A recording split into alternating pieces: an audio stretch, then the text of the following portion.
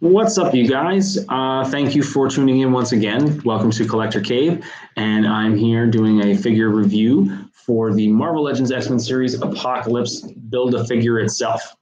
Why not? Awesome Build-A-Figure. A lot of fun. Is it my favorite? No. Do I think the Toy Biz version is better? Yeah, I do. The Toy Biz just has some magic to it. I mean, come on, a foot tall Build-A-Figure, that's what I'm talking about. When it comes to Build-A-Figures, that's what I'm talking about. Build-A-Figures. Hasbro, larger. Give us something like this, but a few inches taller. Otherwise, in comparison, I don't have my Toy Biz one anymore. So I would say this is a really great Build-A-Figure. It is very posable for the most part. I do have my gripes about it. I think they could have made some better decisions with it. I do like the fact that the hose popped out. If you guys haven't seen any photos or anything, or had gotten the Archangel Deluxe pack figure, I love that it comes with a hand that can be popped in place of the fist. That being said, gripes with this particular figure. I'm going to keep this figure review a little short. As you guys have seen some of my other ones, you'll know I do a pass or fail scale on the figures. Now, as far as adding him to your X-Men collection, I think it's definitely something you would want to add to your X-Men collection if you were a completionist. I myself am going for, the X-Men to my liking for my collection. So looking at this figure, now, the proportions are really nice.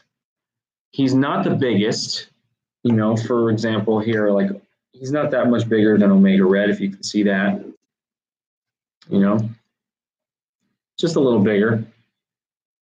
Typical body type for some of the more recent Marvel Legends Build-A-Figure releases. They're a little larger than your regular figures. Now, Omega Red's one of the biggest regular release figures that they've made so far.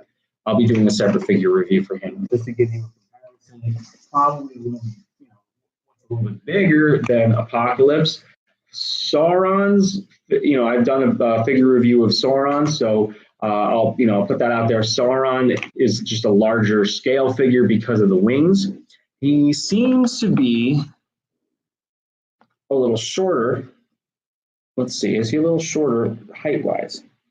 Yeah, this doesn't really count because it angles back. But if you look at that, no, actually, he's about the same height. Not bad. All right, that's pretty cool. So there you go. So this guy's the rocks, by the way. Check out my other review for him. So we've got Apocalypse. Now we've got Monster Venom. Monster Venom, while shorter, is much beefier. This is an awesome Build-A-Figure, by the way. This Monster Venom. Love it. Now, to get down and dirty, the head moves down and up, but then this thing pops off. Gripe number one. It's not glued down. It should be. So it restricts the motion for the head. It should have been a little smaller. You basically get kind of like a kind of headbanging kind of thing going on here. It's not great. Now the shoulder pieces are okay because they pop up a little bit. It allows for a decent range of motion. So arms go out about that far. Arms go up almost all the way. The shoulder pads move out of your way to be able to do that. The wrists now, they don't bend. There's a ball joint for the wrist.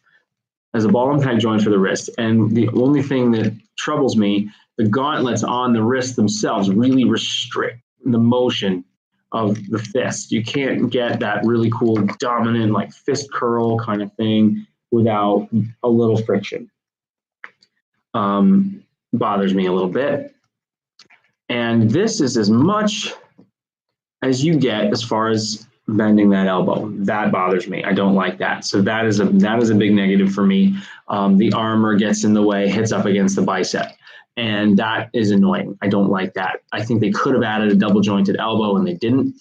But also I think they could have made the gauntlet a little less intrusive because you have to kind of slide it down a little bit and then you can't move the fist. then you can get a little bit more of a pose, but it's still limited. I wish it went a little further up. And that's the same on both arms. As you can see, you know, it does the same thing.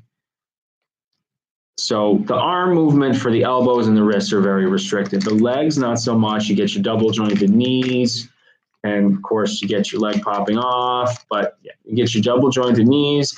You can get, you know, some, yeah, see, that's another gripe, by the way. You push up too much, the leg pops right off. Not a solid hold on this particular figure. See, I'm not applying that much pressure and it pops off. So that's another gripe. Now knees move at 90 degrees and then they kind of bend a little further. You get your double jointed knees, bends about that much. Legs sort of stick out straight, but then you start to hit that belt and they just pop off. That's not so good. Now the A and the belt part, that seems to stay in place. You've got torso pivot, you've got ab crunch backwards and forwards, good amount of it. You know, you can get a decent dynamic pose if you kind of let the hoses go. Now, here's what I'm saying, this annoys the crap out of me. Another thing that's a negative is the little hinge here where it's supposed to be sort of like armor for the boot, and it just slides up and down, which is really stupid.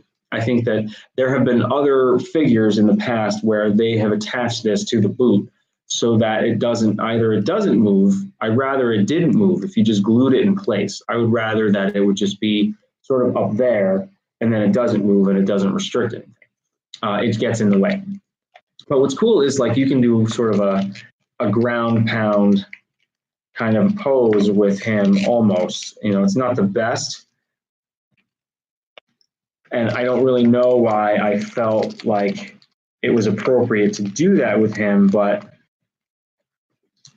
you know, you can sort of get one if you try hard enough. See? I am Apocalypse. I have come to destroy the X-Men. So anyway. Not bad. You know, I mean, that's pretty cool. That I like. You know, for some reason that just it got into my head that I wanted to do that with this particular figure. And lo and behold, you can, and it looks pretty badass doing it. I wish Iron Man did that. But not bad. See? Even the Hulkbuster figure does a ground pound, and the regular Iron Man can't? Come on, what is up with that? And I'm talking about the studio version, by the way, the Iron Man Avengers movie studio version. But anyway, that's pretty badass right there. I like that. You guys can see it, ground pound. It's pretty cool that way, you know. And it works. It really actually does work. It works nicely. So there's decent articulation here. It's a great figure to add to your collection, especially if you're into the Build-A-Figure collecting and if you're trying to complete your X-Men villain series, whatever it is you're trying to do. You know, it's a really nice addition. I do have my gripes. You know, as you can see, some of the pieces don't stay on. The legs pop off too easily. The neck with the socket here, the little armor piece here, there's a lot of restricted movement. And the elbows, you know, they don't move very much. So that's disappointing. Also, I wish that there was an open hand too, like if you can grab somebody by the neck or something like that, that'd be really cool. But there isn't. You know, it just sort of comes this way. So not a bad Build-A-Figure. Definitely could have used some improvements. Some of the design decisions that they made, I would have done differently, me personally. Otherwise, definitely add this to your collection if you have the opportunity. It's worth it. If you're trying to collect the X-Men figures, unless you want to basically try to hook this up and, you know, get yourself a Toy Biz Apocalypse is your only excuse for not getting this figure to complete your X-Men villain collection. And that's pretty much it. Pretty straightforward. So I give it a pass. You know, it's a loose pass, I would say. It's not like, oh my God, you have to own this. The Sauron Build-A-Figure, that one I'd say you have to own in your collection. It's a beautiful piece, aside from, you know, whether or not you collect the Savage Land type figures, you know, if you're, especially from the old Toy Biz figures, if you're trying to do that, you don't have a lot of choices. But just to have it, I mean, it's a beautiful piece. This is okay. They could have done better. They could have done better, and they chose not to do better, but they could have. You know, paint applications are okay. There's a little bit of smearing and smudging of the blue on the back. the lines are not very well defined. They define it with the paint app. To me, I feel like that the fabric, like his costume, would have a separate, like a seam almost. I wish they had a sculpted seam to divide the lines. It's just a paint application. As you can see, that's not a seam, that's paint. So that's my gripe with the paint. Otherwise, it's nice and shiny. I think they did a decent job. It's okay. I mean, it's not the best, but you know, as far for what it is, go for it if you can. You're not missing anything if you don't, to be honest with you. But it's a decent Build-A-Figure, entertaining, nice sculpt in the face. You know, yeah, same to you. You know, it's okay.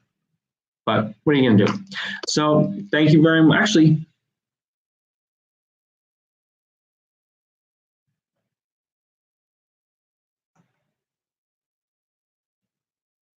I'll do this guy next.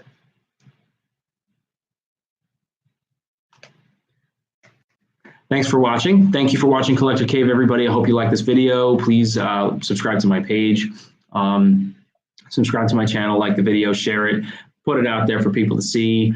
Much appreciated. And I am happily taking donations for anybody that wants to send me something to review. Just post your comments below, or and I'll hook up with you via private messenger, on Facebook, wherever you want, because I'm eventually gonna run out of stuff. So that's pretty much it. Thanks a lot. Take care, guys. Thank you for watching Collector Cave, and I will talk to you soon.